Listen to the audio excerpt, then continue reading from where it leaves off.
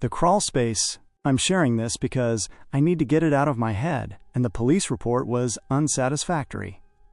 It was too dry. It didn't capture the feeling of what happened. If you're reading this, maybe you can make sense of the parts that I can't. This happened about 6 months ago. I had just moved into a duplex in a quiet, older neighborhood in the Pacific Northwest. It was a 1920s Craftsman, charming, slightly drafty, with hardwood floors that creaked when the temperature dropped. I lived on the ground floor. The unit above me was empty, undergoing renovations. For the first few weeks, it was perfect. But then, the subtle things started happening. It began with the milk. I'm meticulous about my morning coffee. I know exactly how much milk I have. One Tuesday, I opened the fridge, and the carton, which should have been half full, was light. Almost empty. I brushed it off. Maybe I'd had a late-night bowl of cereal and forgotten. Memory is a funny thing when you're tired. Then it was the thermostat. I keep it at 68 degrees. I'd wake up sweating in the middle of the night to find it cranked to 75. Again, I rationalized it. Old house, faulty wiring. Maybe the dial slipped. I actually bought a screwdriver and tightened the faceplate, thinking the vibration from the street traffic was moving it. The turning point, the fear, didn't set in until the third week. I came home from work. I work late, usually getting in around 11 p.m., and the smell hit me. It was the smell of me. That sounds strange, but you know your own scent. It was my shampoo, the specific brand of cedar and sage body wash I use. The bathroom door was open, and the shower curtain was damp. The mirror was still slightly fogged at the edges. I live alone. I don't have a partner. I don't have pets. I grabbed a baseball bat from the hall closet and did a sweep. I checked every closet, looked behind the sofa, checked the locks. The front door was dead-bolted. The back door was locked. The windows were painted shut. A fire hazard, I know, but it made me feel safe. There was no one there. I sat on my couch that night with all the lights on, staring at the hallway. I felt that primal sensation, the hair on the back of your neck standing up, the biological alarm system that says, you are being watched. The experiment, I decided I was either going crazy or someone had a key. I spoke to the landlord the next day. He swore no one had a copy, but he agreed to change the locks. I felt better for about 2 days. Then, I found the photo. I keep a framed photo of my parents on the mantle. It's an old shot from the 70s. When I woke up on a Saturday morning, the photo was face down. That was it. I wasn't dealing with a draft.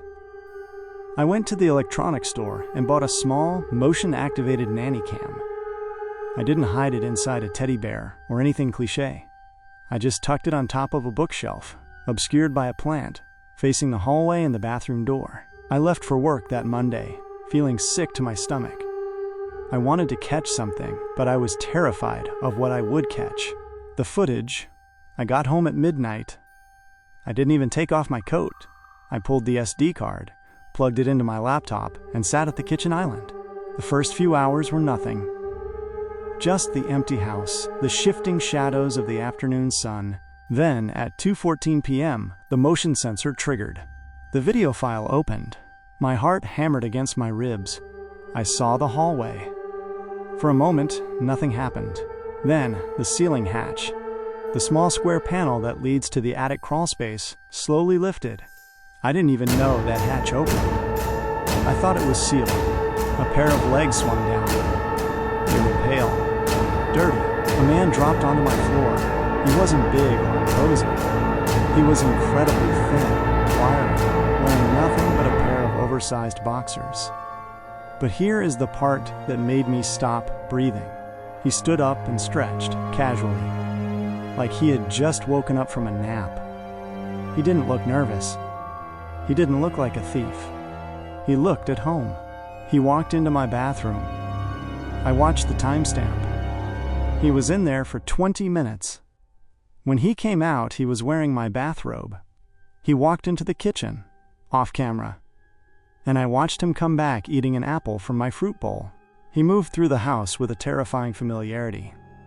He didn't rifle through drawers looking for cash. He didn't take my laptop.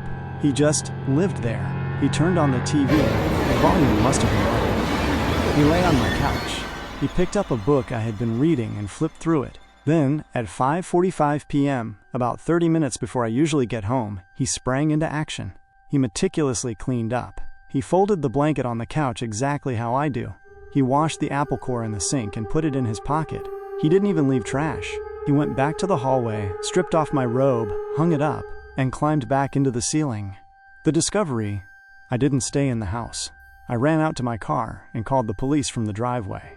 When the officers arrived, they went in with guns drawn. They found the hatch. They boosted an officer up there. I heard him yell, "Jesus Christ!" They dragged the man down.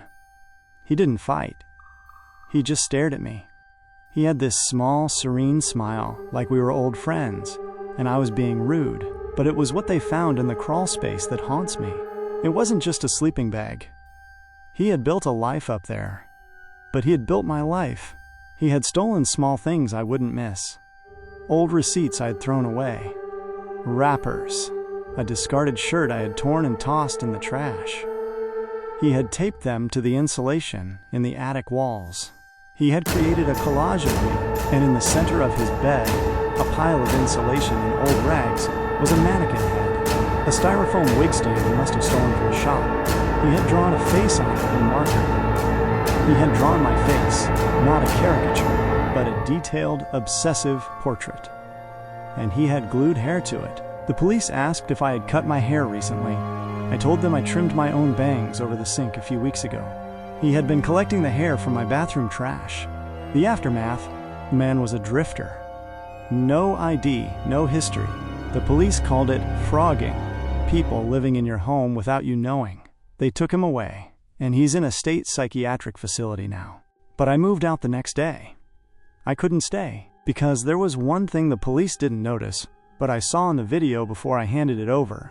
In the footage, right before he climbed back into the ceiling, he stopped. He looked directly at the bookshelf where the camera was hidden. He didn't look surprised. He leaned in close to the lens, so close his eye filled the frame, and he winked. He knew the camera was there. He let me see him, and that makes me wonder if he knew I was watching. Was he really living in my walls to hide? Or was he waiting for me to join him?